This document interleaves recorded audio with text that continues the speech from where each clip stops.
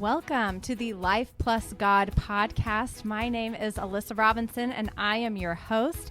And today I have some very special guests to wrestle with the question, what are the benefits of generosity? And I'll introduce them in just a second, but the reason that we're asking this question is a lot of times, and I hope you haven't done this already, when we start to talk about generosity in the church, you turn it off, walk away, or you're like, you know what? I don't think I'm going to show up for the few weeks we're talking about generosity. And it's very much geared around money and giving. But what we're going to try to do today is talk about like the psychology and spirituality around generosity and understanding this isn't just a conversation about money. This isn't a conversation about what's coming out of your wallet.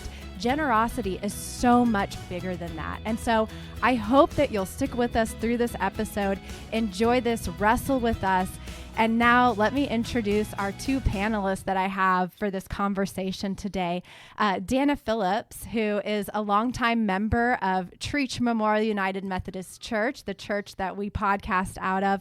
And she is our finance chair. So not only is she a member, she is in leadership. And what that means is she sees the budgets. She sees kind of how the sausage is made in terms of how the church runs and what money is going where. And she has an inside look into all of that.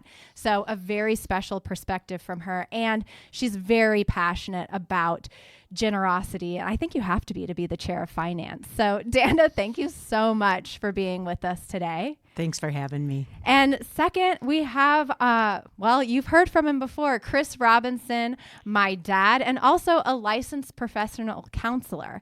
And he's going to talk to us about the psychology of generosity and what it means for our mental health, mental well-being, and even looking into some ways maybe generosity can be helpful and generosity can be hurtful if we're taking it too far. So I'm really excited to hear your perspective on things and how we can kind of release generosity from this church box that we put it in. So thanks for being here, Dad. Is it okay if I call you Dad on the podcast? Yeah, you can call me Dad. That's fine.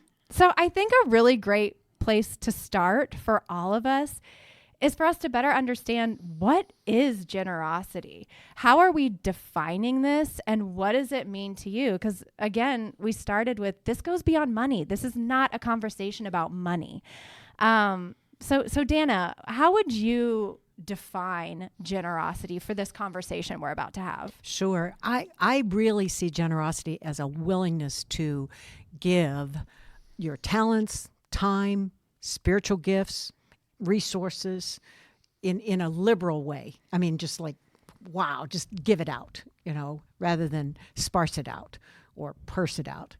And so that to me is when I think of the word generosity. So I look at studies of generosity, and those studies always start with some form of a definition. And one that's generally accepted is generosity being defined as giving good things to others freely and abundantly without expectation. And I think that I go a little bit beyond that because you used the term willingness, and I also include the term desire, a desire for the welfare of others, for sharing gifts, for collaborating with others. And not based, I think that one of the mistakes that we can make is to base generosity on an amount. Generosity is generosity, and we'll get into more discussion about resources, abilities, and things of that nature. But I think that between Dana and I, we kind of have a fairly good base and a fairly common base for what generosity is and what it's about. Yeah, well, when I think of generosity, I think that a lot of times we're thinking of it in the practical sense of like, okay, what are we trying to accomplish? What are our goals? And when I was trying to think about what is generosity, I kept coming back to the decentering of self and in whatever way that presents itself. And I know when we talk about generosity, a lot of times we talk about the intertwining of gratitude, of humility, of all of these things. And I think that being generous in spirit is about a willingness to take your immediate needs out of the equation and focus on others. And that might be, like you said, with your time, your talents, your money, your mind, like having your generous mind and thinking of others. And so for me, it feels more of like an amorphous type experience of learning to become generous is more than having a specific goal we're trying to reach. And that's what makes it kind of difficult to have conversations about for me sometimes, because we want to put those mile markers on generosity and say, you are generous when you do this. And I always kind of scratch my head at that and think, I don't know if that's generosity, because it's so personal of whether or not what might feel extremely generous to me might just be an everyday occurrence and part of your living, Dana. But for me, it's going out of my way to be generous. Like if I'm introverted and I'm spending time with a group of people and that takes all of the energy that I have, then I am being generous. But for you, that might feed you and give you energy. And so it doesn't feel like generosity to you. It just feels like a joy of life, you know? So it's just, there's so many different ways to look at it. I agree. And the thing of it is I don't ever try to measure it, just like I wouldn't measure humility or I wouldn't measure empathy. But I think they're more a way of being rather than a way of having. Well, can we look at the psychology of generosity a little bit? Dad, I'm looking at you. We talked a little about generosity, again, more than money. What is the psychology of generosity, and are there different types of generosity that are actually being studied? Yeah, there are all kinds of generosities being studied, and I think that what we do is we start looking at it psychologically from an evolutionary perspective, right? What is the purpose of generosity? What does it do for us? And if we go back to how we develop as a species, for us to be able to coexist and survive as a species, we had to learn early on how to collaborate, how to take care of each other, right, for survival of the species. And so generosity is something that's actually encoded genetically within us, right? So we look at that as the base, and then we say, okay, that can be further nurtured, reinforced through teaching, right? And so then we start to look at how do we raise our children. Children are born innately generous. If you look at children playing with each other, they are generally cooperative. Now, this can change as they grow in age, right? And they start learning different, behaviors. But out of the womb, we're generous, right? And that's how we learn to survive with each other. And so we have parents that can nurture that by teaching us about sharing, by teaching us about giving. Likewise, that can also be decoded if we are raised in very selfish, very self-centered environments, right? Where we can go from generosity in our development to narcissism in our development. And so there's very much a psychological aspect to how this works. And if we are growing in a healthy way, then our neural pathways are being developed towards generosity. And the wiring of our brains actually goes to a reward center so that generosity feels good to us. Mm-hmm. And so there's really quite a bit behind this whole theory of generosity, and it goes to much more than one type. Well, Dana, I know that you are a very generous person in all the ways, in spirit, in time, in attention, in all of these ways. How did that passion for generosity cultivate in you? How did you get to this joyous giver that you are today? Well, after listening to Chris, I think the neural pathways just kept getting me rewards for doing that. No, no. Seriously, I don't see myself as all that generous, but I know so this is just for me. I can just speak about me. I know that everything I have, everything that I am, all the gifts, all the talents, everything comes from God. And when I realize how full my cup is of all the things that God's given me, not just in resources, but in abilities and spiritual gifts and now time, I have so much more time now that I'm retired than I did. When I see that cup so full, it overflows. And so there was not a moment when I said, oh, I'm going to be generous. But I do think, going back to what Chris said, I do think that was something that was developed in our family, that you did for others in the neighborhood. And if somebody got sick, you did take them a meal. And even if you were cutting your meal in half, you took that to them. And I think that was something that was instilled early on, but not to the church, because my folks didn't go to church, and they for sure didn't want to give any money to church. So that came at a different point in my life. Was that hard for you to start being generous with your money to the church? At first, I didn't understand it at all. I was like, and then I started realizing what the money was going for, because I thought if I just gave money to the poor, that was enough. And I do believe that that's a good thing to do, or if I just helped out people around me. But then when I grew in my faith, I think I began to grow and see the bigger picture of what the little bit of money I can do can add. So it's not just the money, but there are people who give financially and they don't pick up a finger to pick up trash at the church or do anything like that. So I really want to go back to that whole area. It's not just about finances. It's about being generous with your talents and your time and yourself. And again, it's about more being who you are instead of what you have. I think that personally, one of the biggest problems I have around generosity, and I'm one of those people who I give to the church. I don't volunteer as much as I should. It always feels like, and we can talk about some obstacles to generosity. Sometimes I get overwhelmed because I feel like no matter what I do, it's never enough.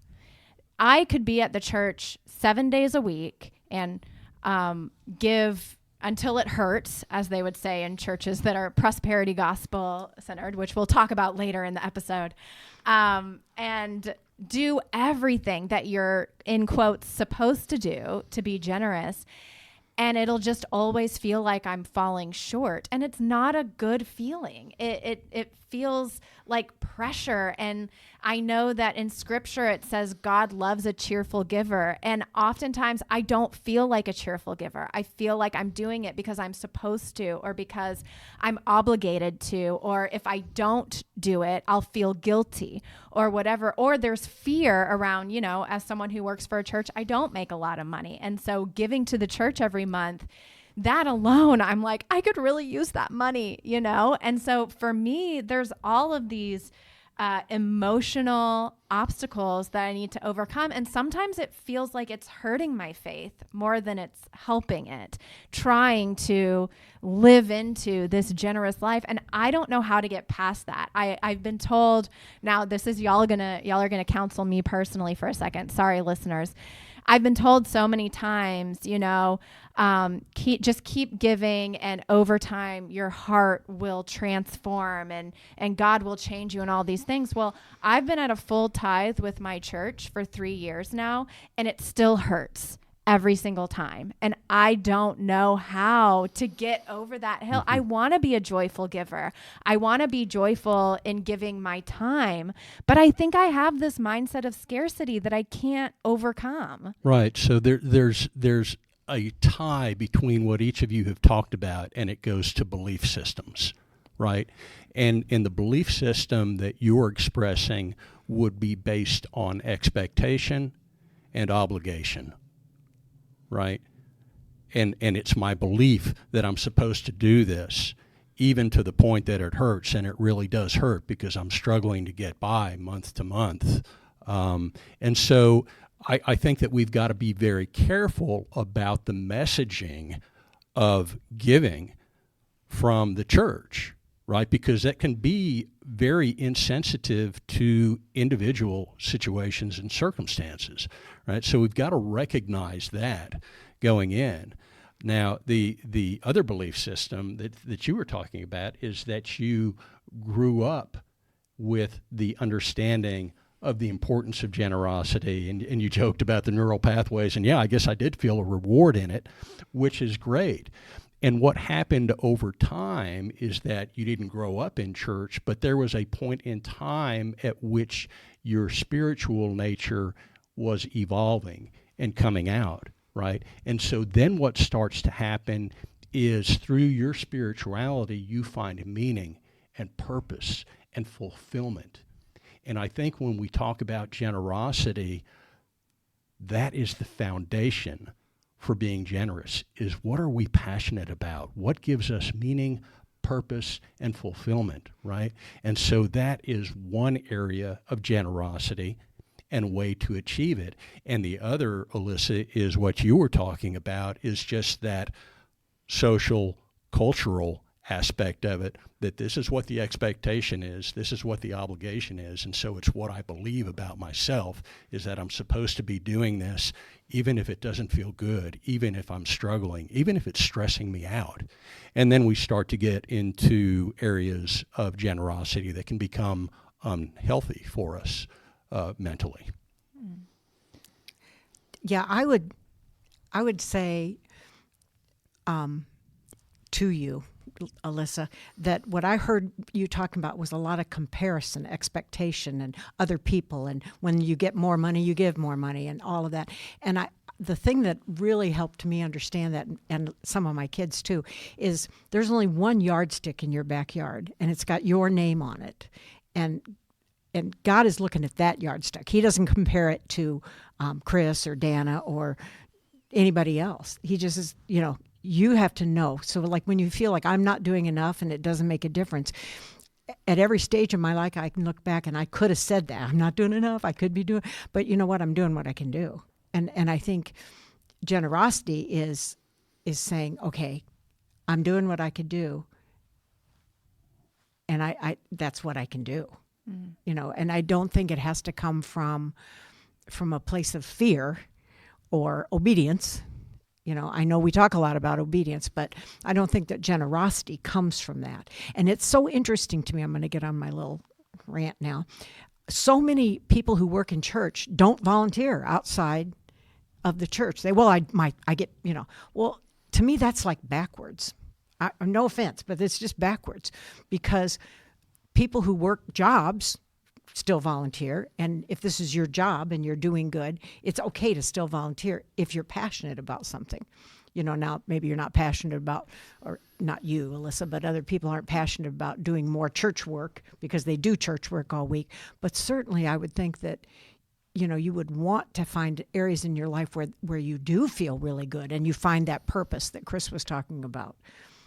And I think that's helpful for me anyway. And Chris, you're absolutely right. I learned certain things, and then when I became a Christian as an adult, I saw, all of this has been lining up. All of this stuff is in the Bible. I mean, I was just like blown away, and it doesn't say reap so you can sow, or, sow so you can reap. It doesn't say that. It says it'll happen, but it doesn't say don't do it for that reason, and so I think, I don't know. I think finding that place that you're passionate about and going there with your time, your talents, your efforts. Yeah. I mean, I think, going back to the values, finding your passion as a part of those values. And maybe I just haven't found my passion yet. I don't know. But it is. It's exhausting. It's like, working at a church, it's true, we're not great about volunteering outside of our working hours, but also working at a church is emotionally taxing work. And so it's really hard, when you only have 2 days a week to not be in that environment, that is your time to replenish and decompress and find some time for emotional rest. And so I totally understand, I not putting Gracie on blast because she's mentioned this in a podcast before. So it's already out there, Gracie. But she talked about one of the things she realized in her life group is they were talking about, places that they're serving. And she's the pastor of Serving Ministries. And she said, I'm not serving anywhere outside of the church. But her entire role is enabling other people to serve. And it's really difficult. And it's interesting because what starts to happen even within the conversation is that we start to compartmentalize generosity into either volunteering or giving, right? And generosity goes beyond both of those. And so we don't have to, if we get stuck in that mode that I need to be doing this or giving this, then we can start to really punish ourselves. Absolutely. And it goes beyond that because generosity can simply be in our interactions, in our relationships with people. So it goes far beyond the things that we are typically thinking about, I'm going to say, in church world. So let me just give you a really great example of what Chris is talking about. Just the fact that you are willing to have honest conversations about what you're really thinking instead of saying, oh, I can't say that. I work for a church, or I can't. That is a generosity, in my mind, is very generous in terms of thought. I think of the people who have poured into me over my lifetime, and it hasn't been in money and resources. I guess time would be one thing, but they didn't volunteer to nurture me, and so, but I recognize their generosity in spirit, and so I think Chris is right. I mean, don't punish yourself by saying, well, I have to fit in this box or I'm not being generous. Well, I was reading a really interesting article that was talking about that there are 7 types of generosity. There are probably more than 7 types, but we love to create these little listicles. And so it's talking about there are 7 types of generosity. And in our culture today, the rarest form of generosity is attention. And just giving someone your full attention and not checking your phone and not having another screen happening and not getting distracted by something else or getting bored with the conversation or whatever it is, that is a generous spirit. And so maybe something helpful that we could do for our listeners so that we're not in this dualistic mindset of it's either serve or give. What are some other forms of generosity that you've experienced or seen that we can start to broaden our minds around this? So when I look at this from the psychological perspective, there is a psychologist by the name of Carl Rogers who was the founder of the humanistic approach, the person-centered approach to doing therapy. And the keystone to that approach was called unconditional positive regard for whoever it is that you're talking to. In the counseling world, it would be for our client, that no matter where they are coming from, no matter what they are saying, we show unconditional positive regard for them. And what if we could simply do that in our daily walks? That's where I go back to the interactions and the relationships that we have with people, even in the grocery line. Just smiling at somebody, just having a kind word for somebody is generosity. And we don't think about that really because, quite frankly, we're too busy, right? We've got our own things to do. We become a little bit self-centered in our daily activity, where we need to be, our schedules. But if we can just develop the habit of saying to ourselves, what might make this person feel better, then we're moving in the right direction. Because I think that our mistake is that we consider that generosity has to be visible. And it doesn't. What would invisible generosity look like? Well, just what I gave an example of. Yeah. If I see you coming down the hall and I smile at you and I stop to talk with you and I listen to you attentively and I truly show attention and care and acceptance of who you are, especially if you're different from me, right? So that if we start thinking about generosity in the way we treat people of different political positions, or treating people of different racial positions, or sexual orientation, or gender, what if we could show unconditional, positive regard to those people whose paths we cross? Would that be generous? It kind of goes back to the non-transactional generosity. And I think that we're victims of our own culture, and where our mind goes is immediately to transaction. I am giving something and I am receiving something.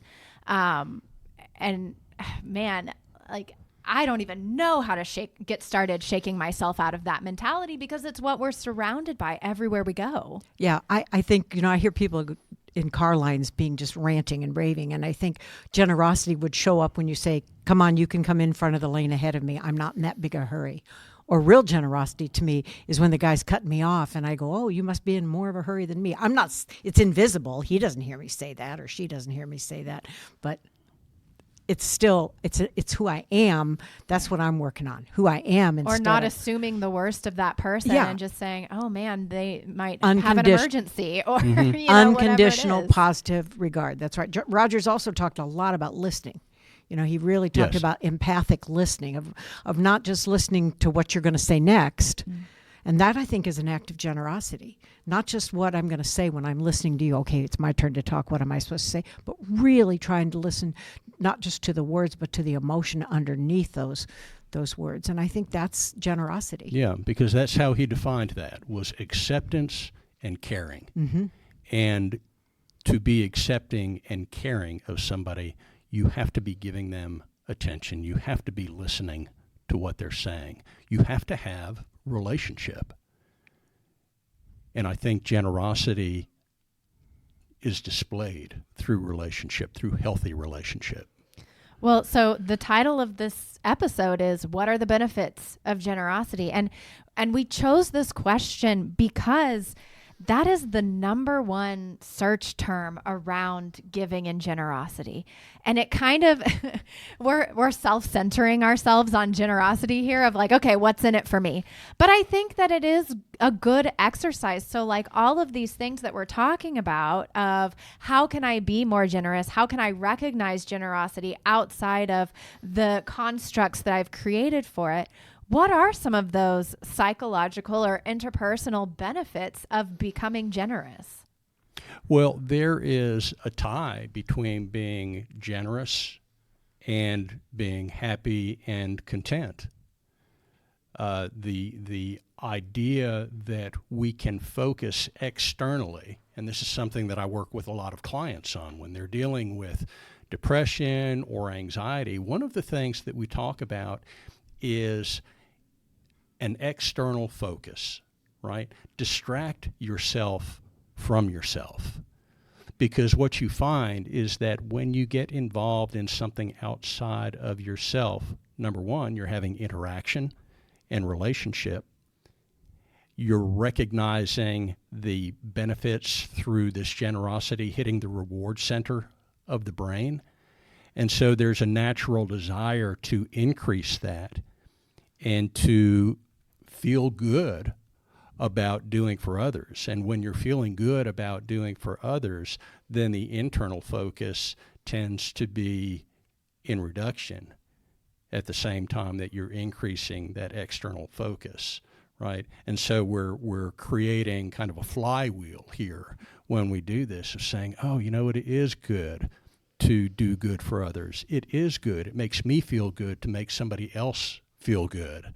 There's something called the law of attraction, right? That when you are speaking with somebody, and we heard this in Joe Schaefer's memorial service the other day.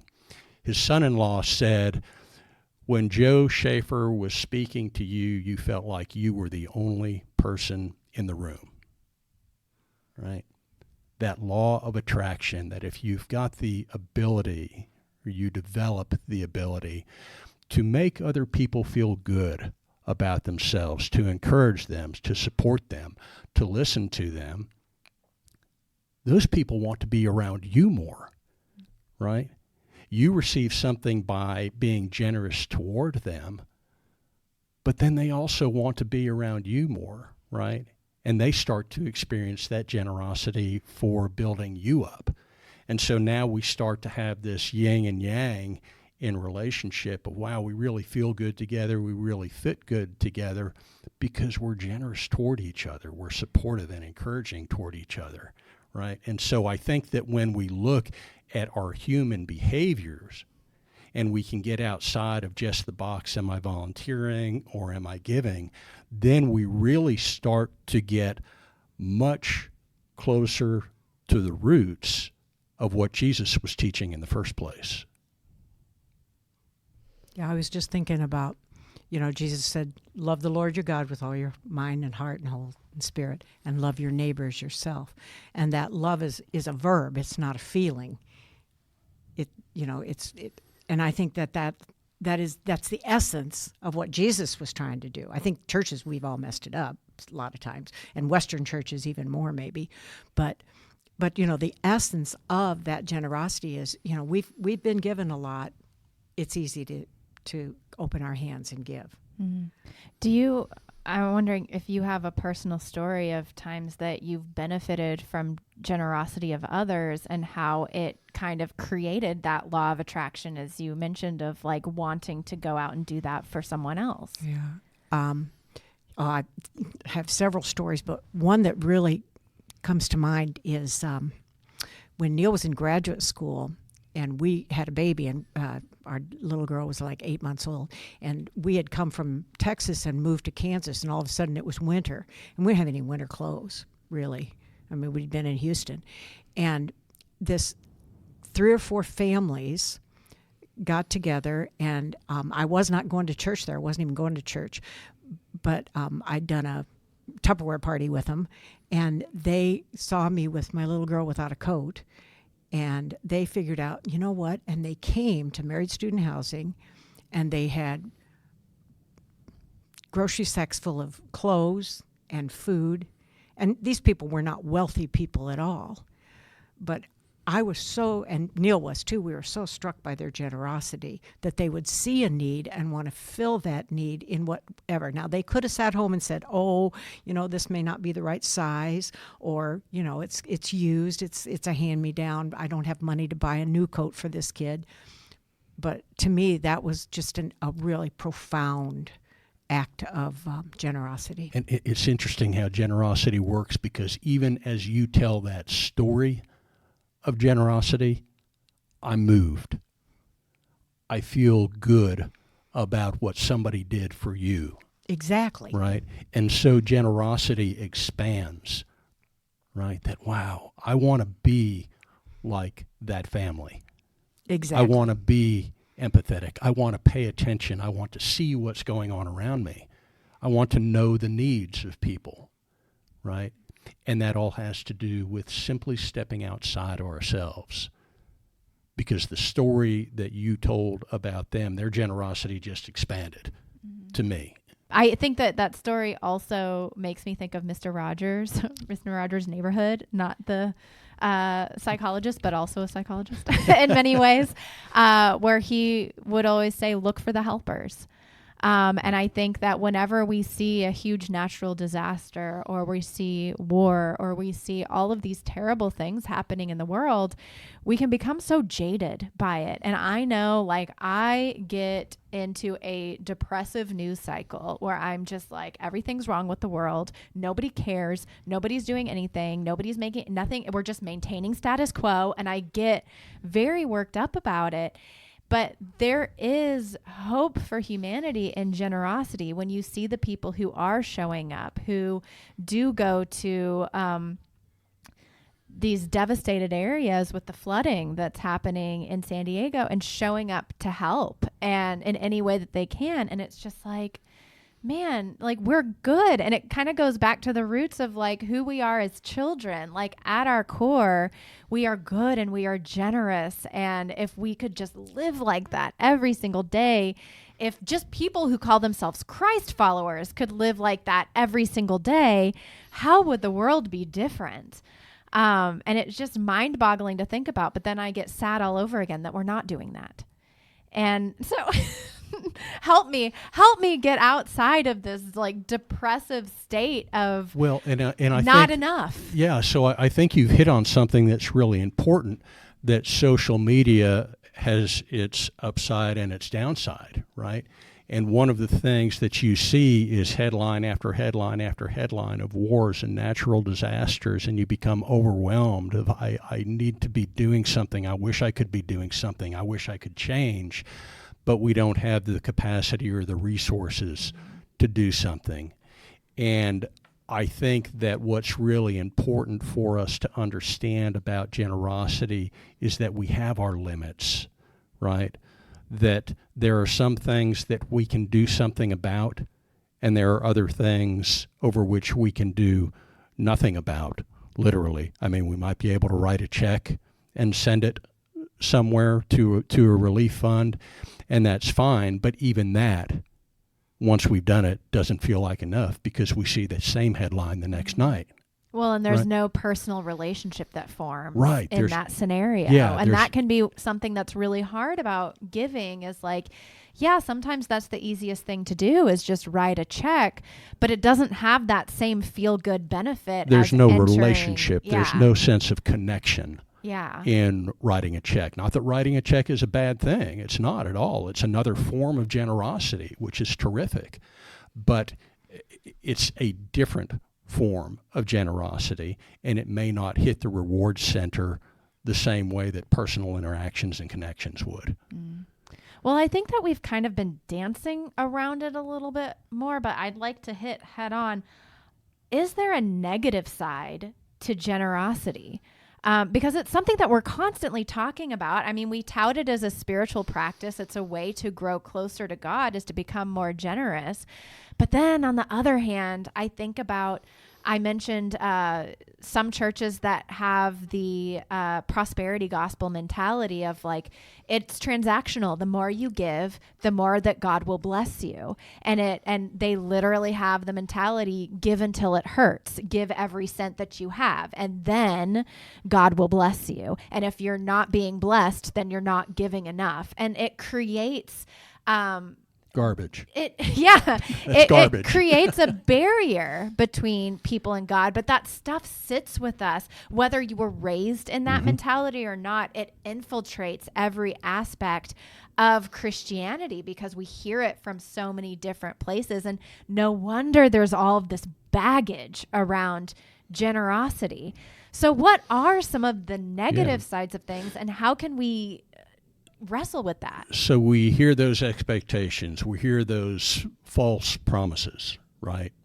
And I think that that's when we start to say, okay, then I need to do that. I need to give, because it's not unless I give that I'm going to receive more. And then it does become transactional. And what if I don't receive more? What if I lose my job, right?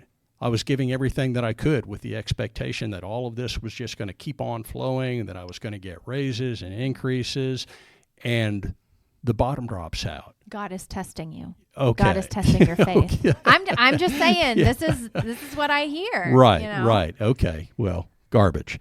So And I'm really glad I don't hear that at my church. I'm just going to say that. Yeah. Because I don't want everybody listening to this podcast think that that's what every church says. Oh, no. Because Right. it's not. But if you distill it down, and I always try to go back to, way down to making it real simple, because I'm not a real complex person. And what does Jesus say about this?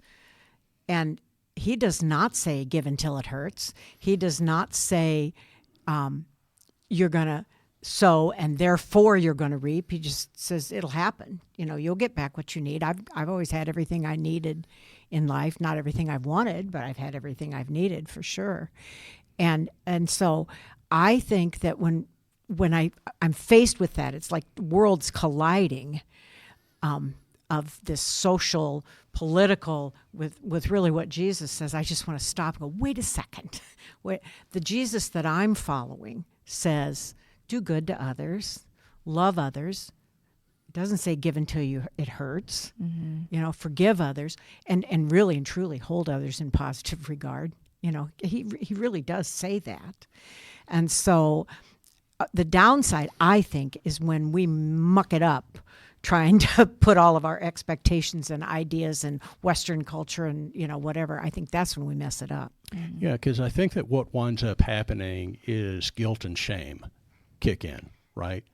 And if we start looking at negative effects of generosity, if we're feeling any guilt and shame in our need to be generous, there's something that we need to look at there, right?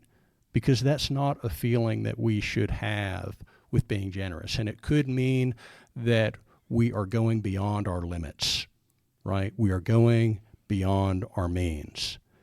The other negative that can occur in generosity is that if we are not, we might say, hey, we're giving all of our time to CCA, right? Over there volunteering and donating money and helping people with their needs. And that's terrific because we're helping one group of people, right? What about our loved ones? When we're over here, and depending on how much time we are over here with CCA, are we neglecting the needs of somebody? Or if I decide, hey, you know what, I'm going to write a check to an organization for $10,000, but my loved ones don't have the things that they need, resentment grows, right? So I may be selfishly generous. Chasing right? the good feeling. Yeah, chasing the good feelings for me to the neglect of other needs and other responsibilities that I might have towards loved ones, towards friends. So we don't want to be so overly generous that we become neglectful in other areas. And that's where I referenced earlier to there has to be balance in everything that we do, right? And we need to recognize what that balance is for ourselves, right? So the thought that I would have in the example that you give is to recognize what your own balance needs to be without any feel of guilt or shame about what you give to, how much you give to it, right? Because what we don't want to do is become overextended in generosity and become stressful and maybe even resentful. Yeah, I think that where I put a little too much pressure on myself is I am a very generous person with my partner, with my family, with my friends. Like literally anything that's asked of me, I will do. Like I will give, I will show up, I will give my attention, I will give my time, I will do all of those things. But I write it off as like, well, yeah, that's what you do for family. And I don't think of it as generosity and being a generous person. And so in my head, I'm like, well, that doesn't count. I've got to do things outside of my bubble to be a generous person. And then if I tell myself, oh no, you don't have to do that. Look for the ways you're being generous within your bubble. Well, then I'm like, oh, but I'll become complacent. I won't. And so it's just this constant inner battle within myself of, am I being generous enough or am I settling into comfort? And is being generous stepping outside of that comfort zone to help others that you wouldn't normally come in contact with? Because I think it's easy to be generous to the people that you're in intimate relationships with. And only you know whether you have the bandwidth Yeah. for being, or the resources for being more generous than you are right now, right? And that's for you and nobody else to determine. There should never be any guilt or shame about how much time we're spending on something, how much money we're giving to something.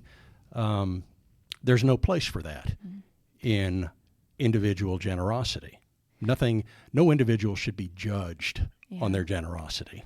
If I'm just I'm broadening my scope of generosity, how do I get started with that? Is it taking 5 minutes every day to sit in gratitude for what I have? Is it looking for the ways that I'm already being generous so that I can take some time to feel good about myself. Like, how do I start to, if there are people listening, which I hope I'm not alone, struggling with these things. I hope there are other people listening struggling with these things too. And it's not just Alyssa hour, but how do I start reframing my thinking around generosity and seeing those benefits beyond, am I reaching a specific goal? Well, you just did. You just gave examples of how can I examine myself and how can I examine my own generosity and where is it occurring other than simply gifts of service and finances to the church, and leaning into it and being okay with it. And again, recognizing what are your limits? What is the bandwidth that you have here? Because I think that the problem that we get into is that we carry this guilt and we get stressed about what we're giving or what we're not giving. Maybe we feel like we're not giving enough, or maybe we feel like we're giving too much, and we never take time to just stop and think about what giving means to us, what generosity means to us. And let's not listen to all of the external messaging that we've heard all of our lives about what generosity is, but allow ourselves to arrive at the answer to what brings us meaning, purpose, fulfillment, joy. Is that not self-centered? Well, there's nothing wrong with self-care. Yeah. Because when I talk about balance, we've talked about generosity throughout this discussion about giving others. There's nothing wrong with talking about generosity to ourselves. That's right. That's those margins. It's important that we pay attention to ourselves and that we be generous to ourselves and that we exercise self-care, because it kind of goes to the oxygen mask dropping down in the plane, right? You've got to take care of yourself to be able to take care of others, right? You've got to have good relationship with yourself. You've got to have spiritual satisfaction, right? And feel that you are in right relationship with whatever higher power it is that you honor, whatever spiritual beliefs it is that you carry. You have to be in touch with those and be happy with those, to be in right relationship with other people and to be able to see the needs of other people.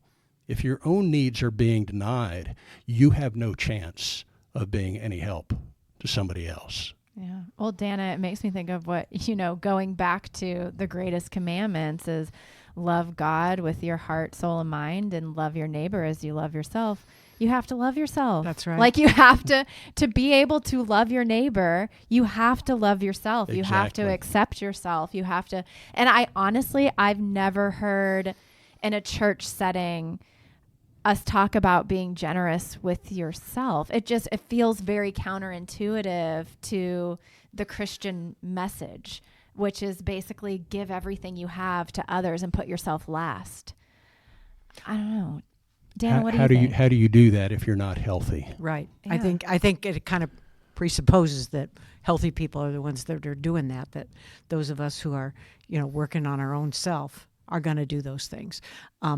It's interesting. All I keep thinking is the question I would ask is, what would make you a cheerful giver? That's not a question for you to answer here, but that would be a question for you to really, what would make me a cheerful giver? And what would I be giving to? Yeah. That is a really good question. I think that's a really good starting point. If you're looking at, well, not just money. No, if you're everything. At time, if you're looking at everything, what would make me cheerful? If you would get joy, and it would be cheerful for you to stop worrying about people who cut in and let everybody in when the lanes are narrowing, and if that would make you cheerful to let that guy in, then to me, that's part of what we're talking about generosity. Are being present, and does it make you cheerful to be present with that niece and nephew when you're giving yourself and pouring into them? Does that make you cheerful? I think that's the question you want to ask yourself. What would make me a cheerful giver? Because, God loves a cheerful giver. Well, and that makes me think of like one of the things. So for Christmas this year, I got a little book on making paper flowers. So I've really enjoyed getting started making paper flowers. I've been sending pictures to my family.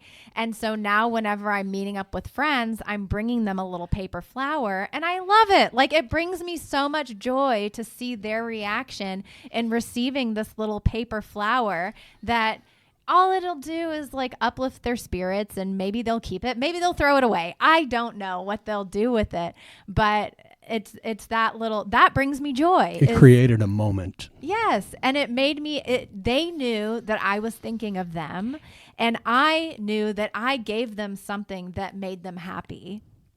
And you weren't expecting them to be happy. It was just done out of generosity. Mm-hmm. You see that? I think that's the key piece. You don't have to do it to make someone respond in a way.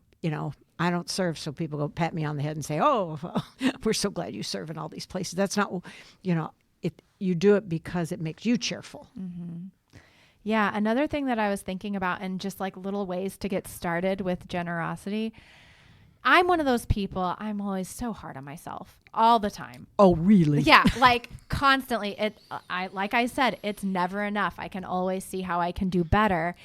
It can be a really good thing, but it can also be a really bad thing for my mental health. And I think if you're like me, just sitting down with someone who loves you and ask, how am I generous? Like, could you tell me the ways that you see my generosity, just to give yourself a little boost and remind yourself like the little things do matter?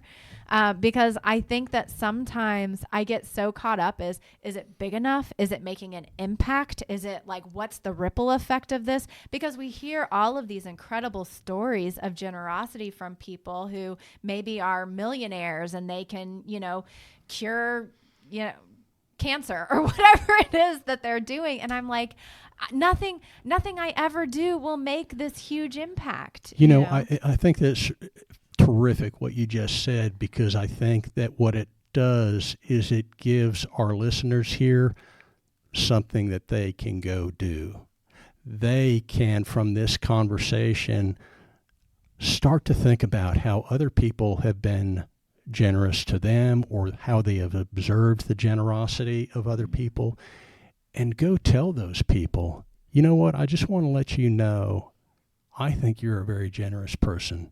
Here's what I see you doing in your own life, and here's what I see you doing for the lives of others. And I just want to let you know that I appreciate you, and I appreciate your generosity. What a great way to start lifting each other up, mm-hmm. and being generous and using this unconditional positive regard toward each other. So do you think, it feels like the answer is yes, but it could also be a maybe. Do you feel like generosity should be a goal on our mental health journey or our spiritual journey?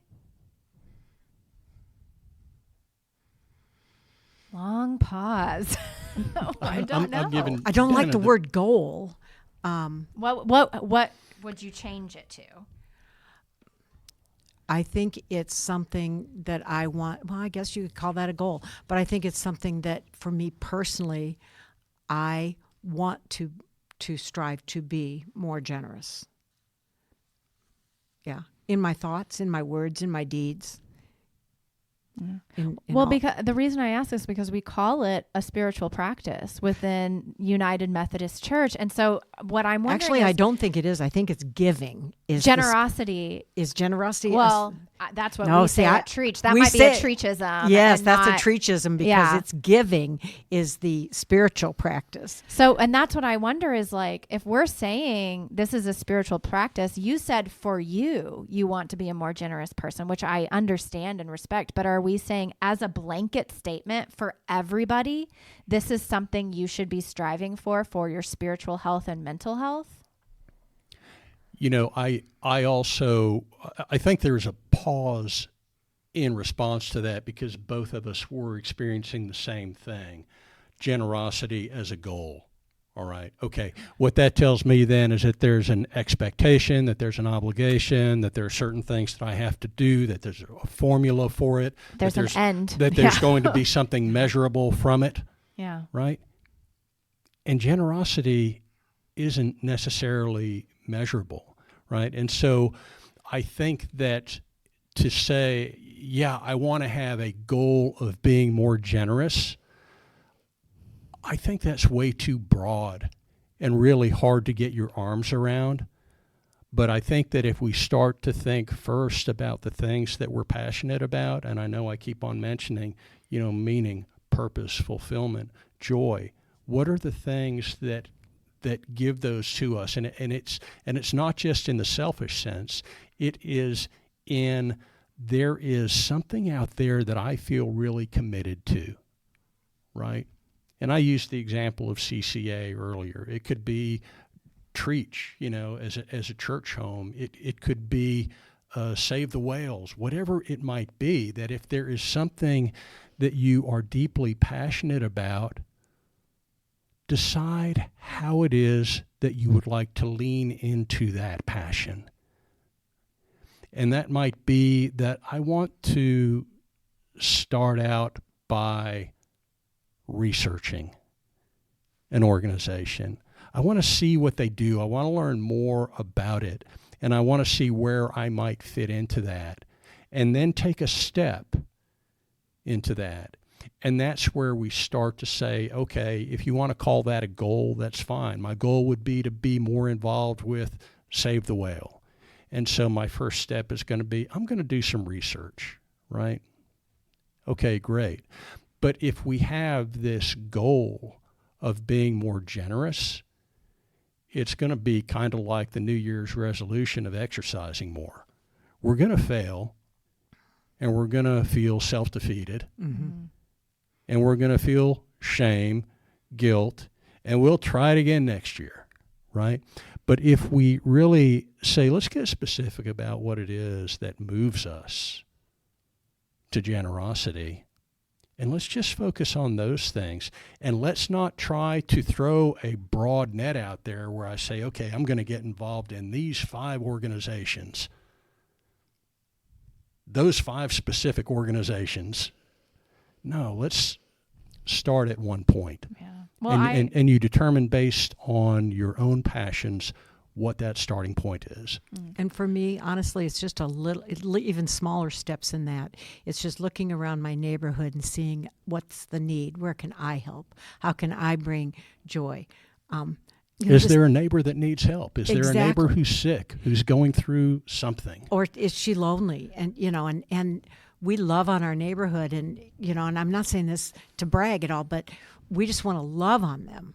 Not to get anything back, not to have them say, oh, wow, they're the best neighbors, but just we want to love on our neighbors. And so we bake Valentine's cookies for everybody in our neighborhood, and we deliver them. And, that's what we do. We do Christmas time. We bake because we like to bake and we like to give. And so sometimes I'm not going to change the world ever, probably, but I can change me, and I can change my little world that I interact with. And so I don't, I'm probably never going to go take care of people in a flood. If people do that, that's awesome. I'm probably not going to, change the world in a sweep like a podcast might. I probably won't reach that many people, but in my little world, to me, that's who I want to be. Well, there's a Martin Luther King quote that says, if I can't do great things, I'll do small things in a great way. That's generosity. Well, I think that we've given people a lot to think about. And Dana, I just keep going back to your question of what would make me a joyful giver? Like that, maybe that's the one place to start and think about is like, what would make me feel joy in generosity. And it might be finding a nonprofit that you want to learn more about. It might be paper flowers. It might be baking cookies. It might be getting a cup of coffee with somebody. But what would bring you joy in your generosity of time, of spirit, of attention, of all of these different things? And think about broadening that definition of generosity. Because I think what I'm learning is the more we broaden this term, the more benefit we see in what it is to be generous and what it can do for our relationships and for our souls. And the more that we narrow it, the more stifled we can become within our generosity and the more harm it can do. And so I think that there are so many benefits to generosity that we could probably keep talking for another 2 hours around these benefits. But maybe that's all it is just try to rethink it a little bit and don't be so hard on yourself. You're doing fine. I don't know, but thank y'all so much for joining this conversation and leading us in digging deeper into generosity. Dana, I know you and I are going to have more future podcast episodes and conversations around generosity because we're kind of on a mission to expand what this means and kind of reframe the thinking of it. So I'm excited to get started. I think this was a great way to start. And thank you so much for your generosity of time and attention. I know y'all both prepared well for this, so y'all are very generous. Thank you. Thank you for the opportunity. Thank you. The Life Plus God podcast is hosted, written, and produced by me, Alyssa Robinson, and sponsored by Treach Memorial United Methodist Church in Flower Mound, Texas. If you live in the Flower Mound area, I invite you to stop by and see if Treach could be your new church family. You can learn more about all of our programs and events at tmumc.org, and I hope to catch you next week for our next episode of the Life Plus God podcast.